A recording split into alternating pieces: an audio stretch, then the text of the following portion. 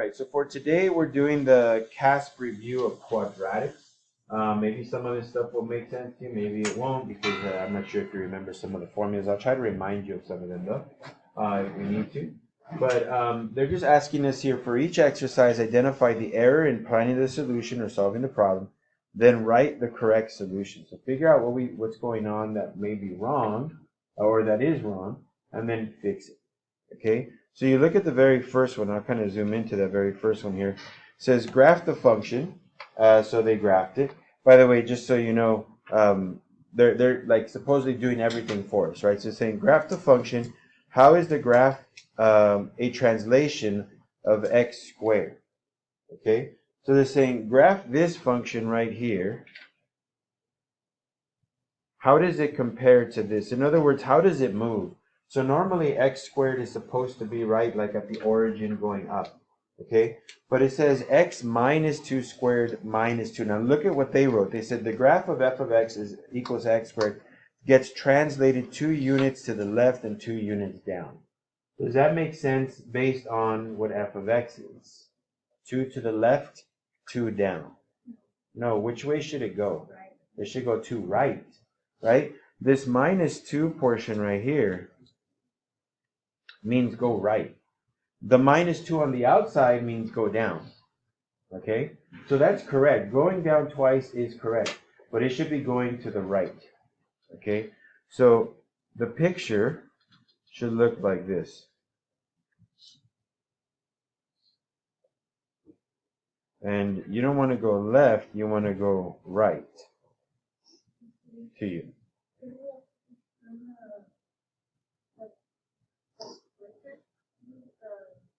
To find where the vertex is? Yeah, so you could have done that. The vertex for us would be 2 comma negative 2, right? If you wanted to find the vertex, it would be 2 negative 2. So that would be right here. Okay? But you didn't need the vertex to do it, but you could. It could be helpful. Just by looking at the formula, you can tell you should go right twice, twice down. They said left twice, twice down. So they were 50% correct, but not entirely correct. So all you have to do is just fix it. Okay? Now, let's take a look at number 2 here.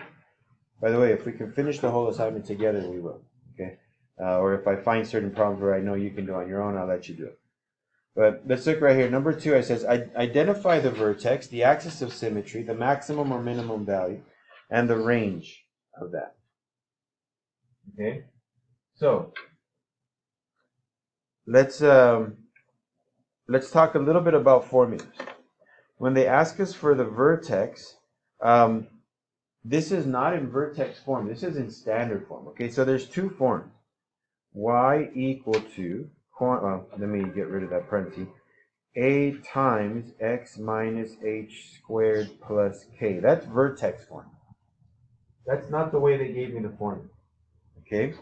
Then there's standard form. Y equal to ax squared plus bx plus c. This is standard form. Okay? Let me kind of put that over here on the right side. I'll write it out for us. So vertex and standard. They gave it to us in standard form. Okay? Now to give you a couple other things. If it's in standard form, I need to know the axis of symmetry in order to find the vertex. So the axis of symmetry is x equal to negative b over 2a. That's the axis of symmetry. Okay? Then, once I know the axis of symmetry, if I want to find the vertex, I need to do this. I know it's going to look really weird. This is how you find your vertex. Excuse me. So to find your vertex, first you got to find your axis of symmetry. Then what you're going to do is plug in your axis of symmetry into your equation, and that'll give you your y value. Okay? Now, how do we know it's a maximum or a minimum? Does anybody remember that?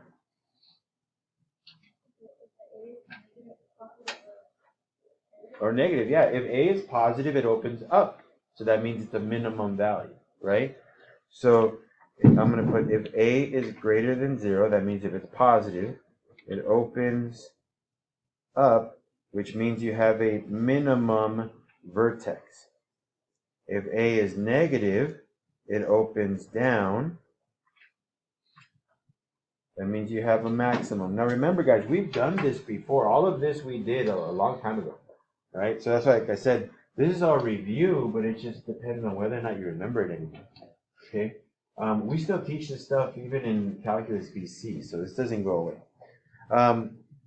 And then when they talk about the range, it just depends on the y value. So the range is how, like, what's the lowest value to its highest value? What's the highest value to its lowest value? It depends on whether it's a maximum. If it's a maximum, it goes low to high. If it's a minimum, then it goes high to low. So like, what's the lowest value? What's the highest value? So we'll talk about that in a bit. Okay. So now, given all this information, we got to figure out whether or not they did this right. So let's take a look at the vertex. Okay. Well, they put vertex, but to find the vertex first, I need to find the axis of symmetry, right? So the axis of symmetry should be negative b over 2a. Did they do that right? That's where it says vertex x equals. Did they write that out correctly? No. What did they put on top? The a term, and on the bottom they put the what?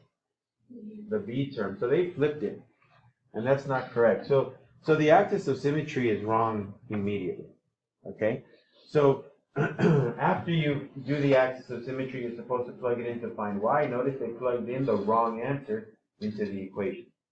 So this is all wrong. Okay, they said the axis of symmetry is 1/4. That's not right. So let's find the axis of symmetry first, and then we'll do the vertex after. So axis of symmetry, x is equal to negative, b would be a negative 6 over 2 times a, which would be a 3. Okay, so that's a positive 6 over a 6, so that's equal to 1. So my axis of symmetry is 1. Okay? So I'm going to put implies x equals 1. All right, now to find my vertex, I'm going to plug that answer into my equation. So let me put vertex here. So I know x is 1. Let's figure out the y value. Okay, so I'm going to plug that into the equation. Y equals to 3 times 1 squared minus 6 times 1 plus 2. Well, 1 squared is 1, 3 times 1 is 3, that's minus 6, so 3 minus 6 is negative 3 plus 2, that's negative 1. This comes out to negative 1. There's my vertex. So they asked me to find the vertex. There it is, the axis of symmetry. There it is. Then they say, is it a maximum or a minimum? Well, it's going to be a minimum because a is greater than 0, which makes it open up. So this is a minimum, right? So I'm going to put since a is greater than 0, vertex is minimum. In other words, it opens upwards. Okay, I'm going to put a little picture right here. And then they say, well, what's the range then? Well, what's the lowest point for it? What's the y value for it? At its lowest point? Negative 1. This is the y value. And after that, it opens up. That means it gets all the values up to negative 1 and anything above it. So that means that your range is from negative 1 to infinity. It's going to open upwards like this. So this would be negative 1, and then everything above it is going to exist. So your range is from negative 1. I'll put it right here. I'll put a big R. From negative 1 to infinity. That's my range. I know they put y is greater than or equal to 11/16. You could put y is greater than or equal to negative 1 if you want. That's okay. But so that's why you got to correct that whole problem. That whole problem went wrong, and it all started with the axis of symmetry being incorrect. So like I told you guys, it's not that I have to like go over this and teach it again, but in a sense I kind of do, just to remind you, right? But these are all different types of errors. Okay, a bunch of different types of errors. Any question on this one right here? So if you did show up late, we already did the first one. We're doing the second one. We're trying to see if we can get through all of them, but we'll see how much time we get. I'm not going to go all the way to the very bell because I want to give you guys a little bit of time to relax and unwind. But we'll do as much as we can. All right, let's move on to number 3. These notes will be up later, so don't worry. You can always get these later. All right, it says a ball is tossed into the air from a window. Okay? Its path is described by that equation where y represents the height of the ball in feet above the ground x seconds after it is tossed. So in other words, that equation, if I want to figure out the height of the ball, I just put how much time it was up in the air. So like a second, half a second, 2 seconds. I can plug it in. Okay? What is the vertex form of the equation? And what is the maximum height of the ball? Okay, so the vertex form of the equation and what is the maximum height? Well, to figure out the maximum height, we're going to want to figure out its vertex. Okay, so to figure out the maximum height, we got to figure out the vertex. So let's do that. And right here, according to what they say, the vertex, well, the axis of symmetry is 1/4, we say. And then they say this is vertex 1. So let's see if that's right at least, the axis of symmetry. AOS. So it's supposed to be negative b over 2a. B is negative 8 over 2 times a is negative 16. Okay, so that would be 8 over 32, which is 1/4. So does that look good so far? Yeah, that looks pretty good. Let's find the vertex. So there's no error there. Now to find that vertex, I'm going to use 1/4. I'm going to plug it into the equation, and I'm going to see what my y value is. So here we go. Y equals to negative 16 1/4 squared plus 8 times 1/4 plus 12. All right, so negative 16. 1/4 squared is 1/16. Okay, plus 8 times 1/4, that's 2 plus 12. That's negative 1 plus 2 plus 12, that's 13.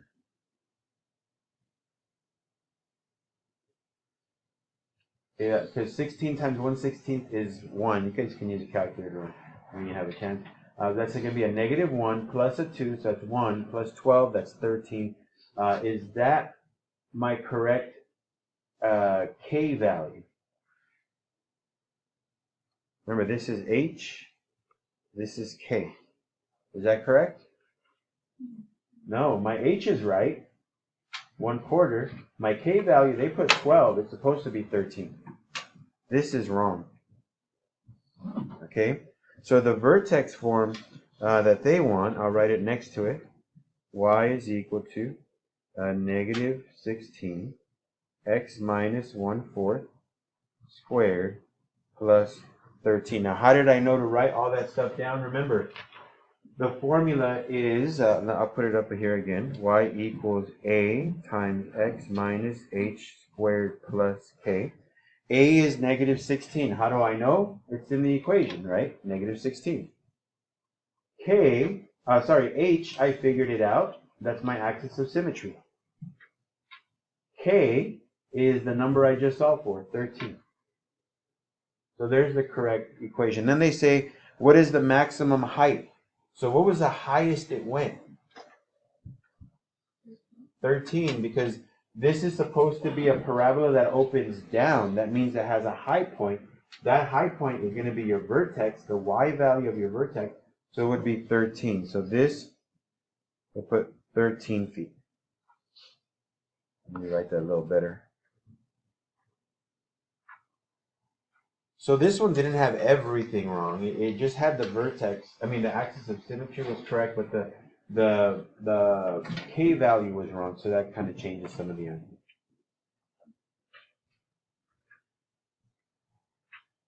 And again, they will ask you to do stuff like this on the state test, but the good news is they don't ask you to work it all out. They'll usually say, here are the steps we took.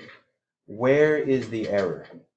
And then they'll put like step 1, step 2, step 3, and you just got to put like a check mark where it occurs, right?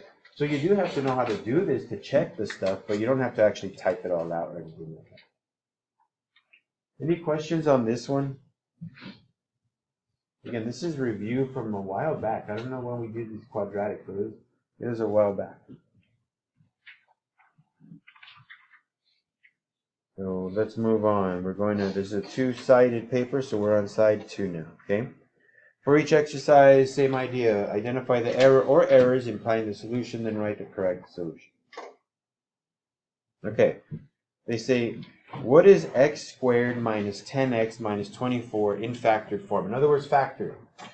This is what they said. They said, first, let's find the numbers that have products of 24 and a sum of negative 10. In other words, they found the values. Instead of using an x method, they used a little chart. So they said, the product negative 1 times negative 24 is 24, and then those add up to negative 25, right? So they found all the values. Okay, so so we have them there. They say they use the numbers you found, negative 4 and negative 6, write the expressions of the product of two binomials, so they did that. This is, well, what's wrong with it? They didn't switch the signs? For what part? Step 1, step 2, step 2, where? Down here? Yeah.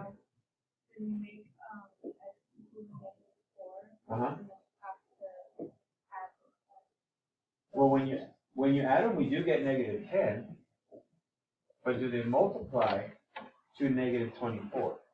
Negative 4 times negative 6, is it negative 24? That's positive, right? Two negatives make it positive, right? So I guess what you said, not changing signs, does make sense, right? But using the negative 4 and the negative 6 is not going to help us because they don't multiply. Yeah. Just make a, on your phone. On your phone, you don't, oh, you don't have it back. Okay. Give me a second, guys. All right, so yeah, these numbers, even though they add negative 4 plus negative 6 adds to negative 10, negative 4 times negative 6 is positive 24. That is not going to give us the right value. Okay, so is there a way for me to factor this correctly? I mean, you can do it the way they do it. I'm just going to put it in X method. So A times C, that's negative 24. B is negative 10. So the factors, can I use a 2 and 12? Right, I can use a 2 and a 12. Which one would have to be negative? If I do it like this, then when I add them, it becomes positive 10. But if I do it like this, then when I add those, it becomes negative 10. And when I multiply those, it's negative 24. So the factor form is going to be x plus 2, x minus 12. This is your answer.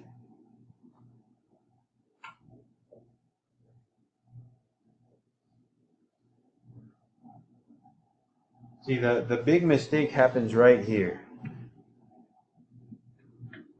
Because we need a negative 24, but these that they used multiply to a positive 24. That's the mistake, right? Then you can see it where I put the x right there, right over here. So All right, so that's some factoring. Questions on this one? All right. What are the solutions of this? So let's see what they did. They had x squared minus 16x equal to 64. Plus 64 equals to 4. They factored the left side. Then it looks like they took a square root, so they got x minus 8 equals to 2. And then they added 8 on both sides. X equals to 10. Does it appear like it was done correctly? On just first looking at it, does it look like it's wrong? It kind of looked like they did everything right. They factored the left side, they took square roots, they solved for x, but they didn't do something that they're supposed to do. Whenever you solve an equation that's a trinomial or binomial. No, the exponent's good. The exponent's good. It's on the right side. Something's messed up on the right side.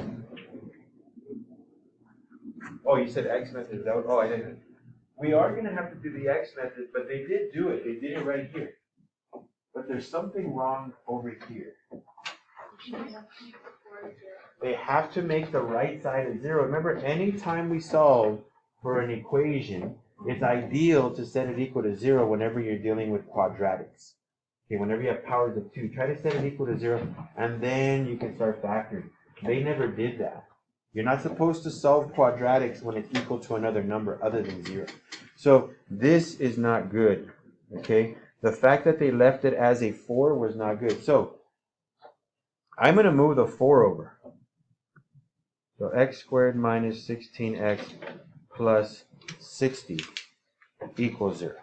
And then I am going to do the x method, as both of you guys said. I misunderstood. I thought you said the power of 2, the x over. But yeah, I am going to do the x method here. So we'll do it kind of quickly, like I said. So 8 times c, that's 60. B is negative 16.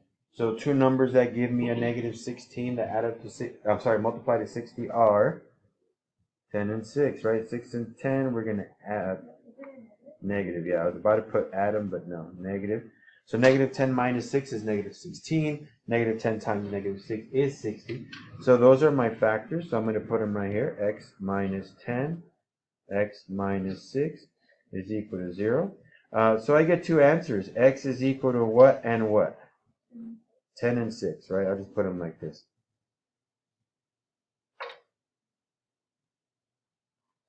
So notice they did a couple of errors in this one. Even if doing it the way they did it was correct, there's actually another error. And it's right here. Because when you take a square root, what are you supposed to put when you take a square root? In front of it. Well, the radical goes away. So like, what's the square root of 4? 2, but it's actually plus or minus 2. Because either one of those, if you square them, become positive 4. They should actually have a plus or minus right there. Okay, but they didn't put that either. But I mean, the mistake was done really early on. Okay, so are we okay with that one? So yeah, don't forget, guys, do you have to set it equal to 0 when you're just solving, let's say like 3x plus 2 equal to 7? No, you don't have to set it equal to 0. Just solve. But if it's 3x squared, then you might want to do it because at that point you might be able to factor.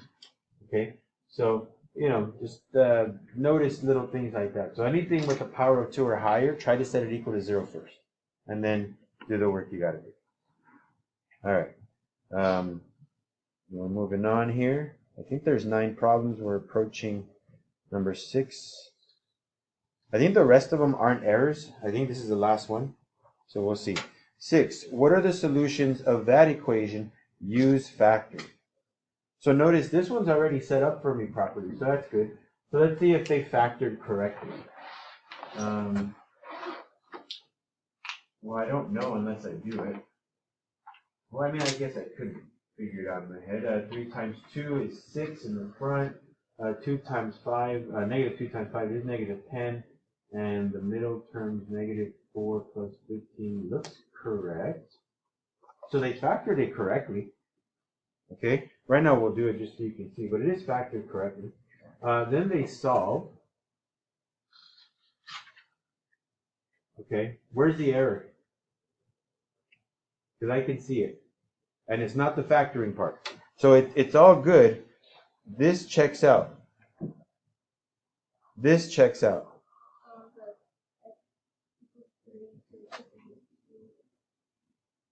Two over what? Two on the top and 3 on the bottom, right? So the first answer is backwards. It should be, because you're going to add 2, then divide by 3.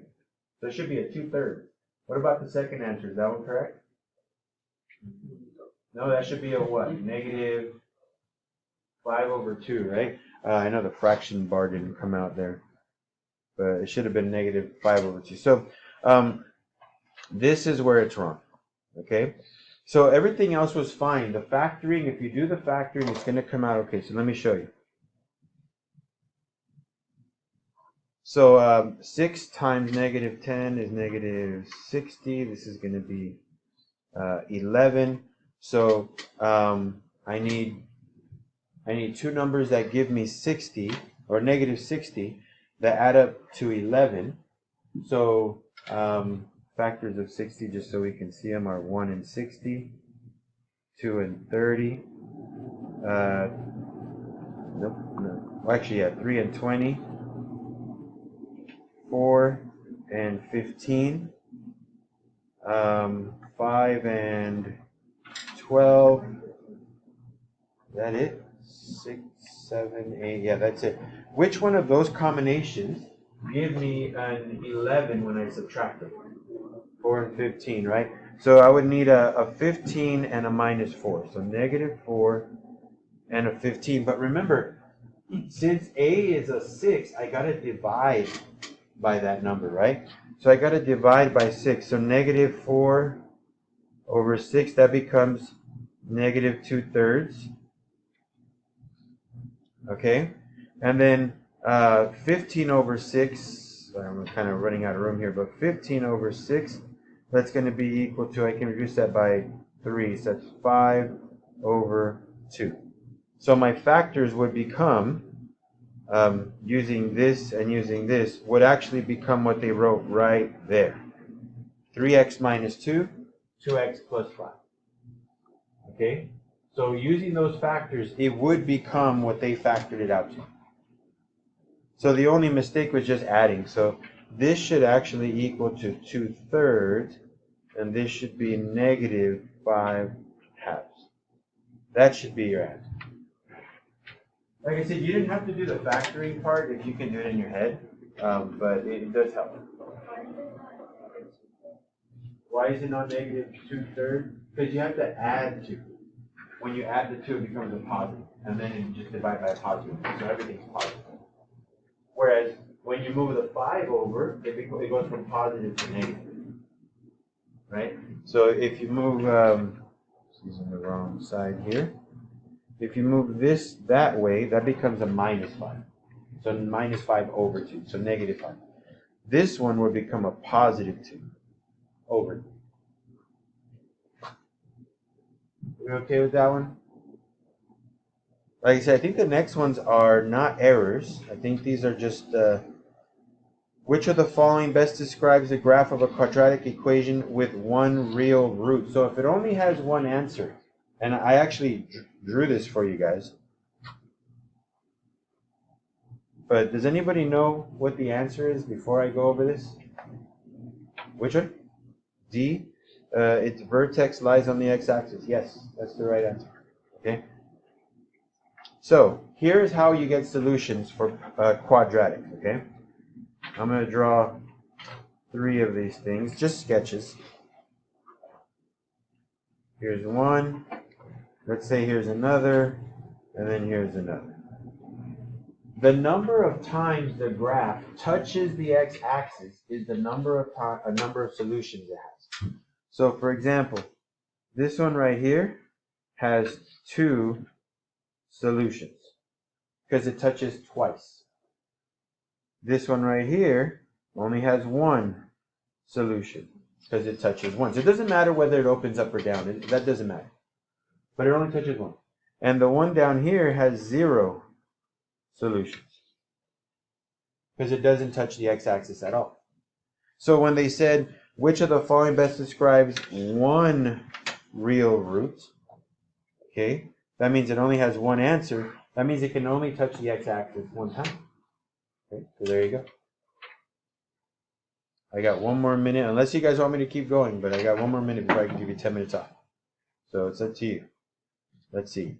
The graph of this parabola has a vertex of 3, 4. If the parabola is shifted 5 units to the left, 3 units down, what is the equation of the new parabola? By the way, this should be a squared. That 2 should not be there. That should be a square. They said 5 units to the left.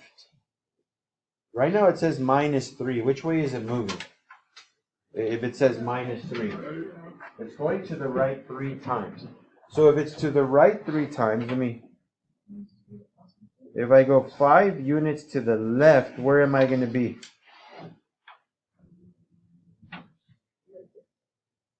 I'm going to be at 1, 2, 3, 4, 5. Yeah, -2.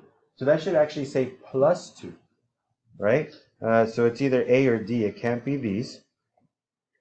And then they say it should be going 3 units down. Right now it's at 4. So if I go down 3 units, where am I going to go? At 1. So it can't be this one. It has to be that. All right, you guys want to do the last one on your own, or you want me to do it? Because that is the last one, right? You want me to do it? All right. So let's see. Hopefully it's not hard. Let's see. The graph relates to the height of the ball tossed in the air to the time after the ball is tossed. What does the y-intercept represent? Oh. This should be pretty easy. What does that represent? That number, that little red dot. The height that it started at. That's my vertex. That's where I started. So the maximum height of the ball, nope. The ball was tossed from 6 feet above the ground. Ball landed. It's B. Okay. And we can tell that's the height that it started at because notice the time. That's when time was 0. That's when we started to throw it. It was at 6. So there you go. Homework's done.